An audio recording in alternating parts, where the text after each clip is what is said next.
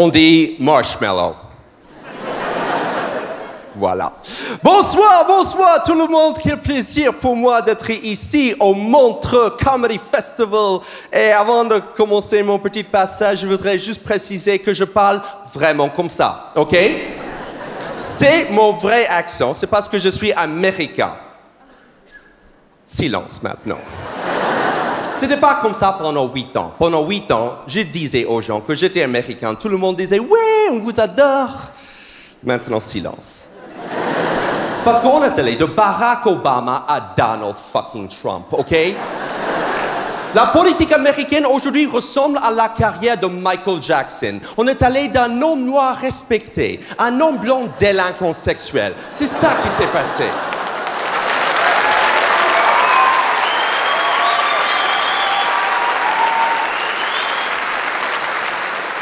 Et je suis pas seulement américain, je suis aussi juif. Aussi silence, d'accord? Donc je suis juif et américain. Donc si le djihadiste vient ce soir, je serai la première à partir. Moi, je suis leur Pokémon. Ils ont des applications pour nous. Bon, je sens que c'est un peu tendu. Peut-être c'est parce que j'ai dit le mot juif. Il faut savoir que je vais le dire beaucoup pendant mon passage. Donc, juste pour détendre l'atmosphère, j'aimerais qu'à 3, on le dise tous. Vous êtes prêts? 1, 2, 3. Oui. Putain, comment vous avez sauté sur l'occasion. Bon, je dis que je suis juif, mais je ne suis pas très pratiquant. On est vendredi soir, les gars. Je suis là, ok?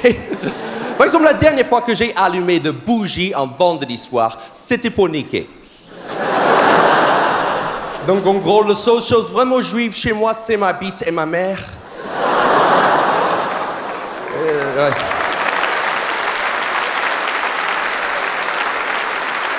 Et c'est la dernière fois que j'aimerais avoir ces 2 mots dans une seule et même phrase, ok?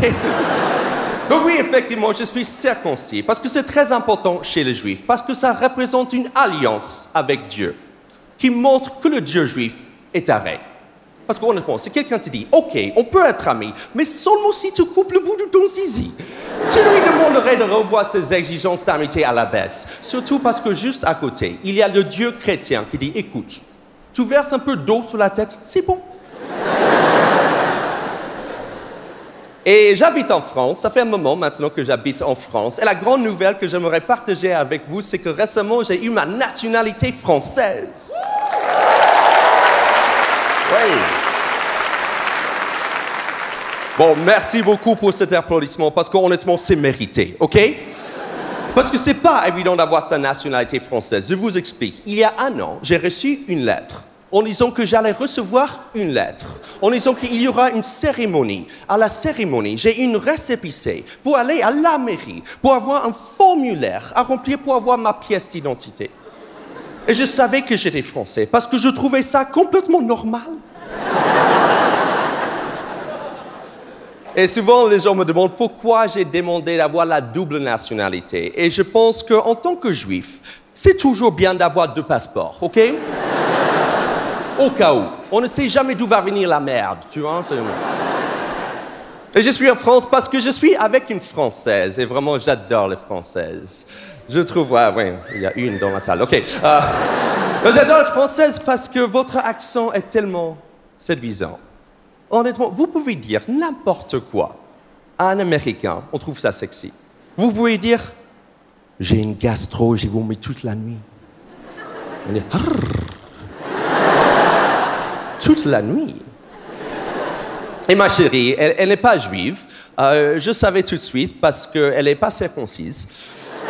Mais le truc, c'est que parce qu'elle sort avec un juif, elle a l'impression qu'elle a carte blanche à tout ce qui est réflexion antisémite.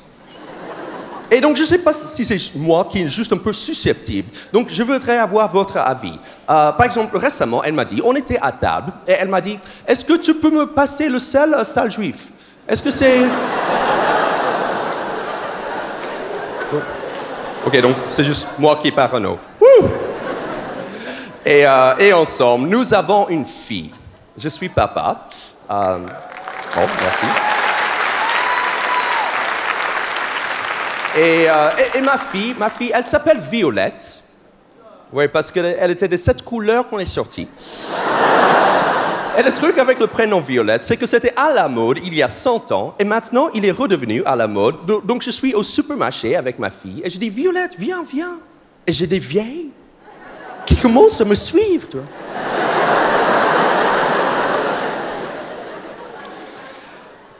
Et parce que maintenant j'ai une fille, je sens que j'ai une petite obligation de transmettre un minimum de juifitude à ma fille.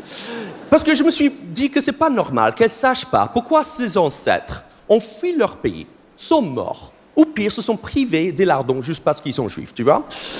Donc c'est pour ça que vendredi dernier, on a décidé d'allumer des bougies de Shabbat. Et donc le matin même, j'ai sorti le bougeoir spécial Shabbat. Mais le problème, c'est que je n'avais pas de bougies.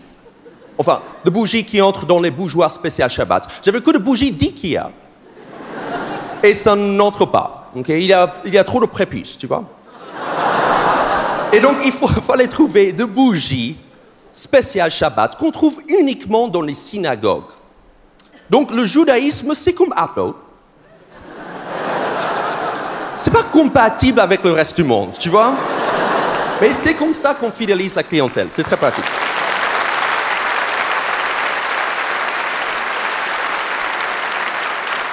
Et donc le soir même, j'ai appelé ma fille pour venir avec moi pour allumer des bougies de Shabbat, mais elle ne voulait pas, pour 2 raisons. Première raison, c'est qu'elle ne m'a jamais entendu parler hébreu avant. Et d'un coup, je commençais à allumer des bougies et scander une langue antique. Elle pensait que j'étais possédé par le diable.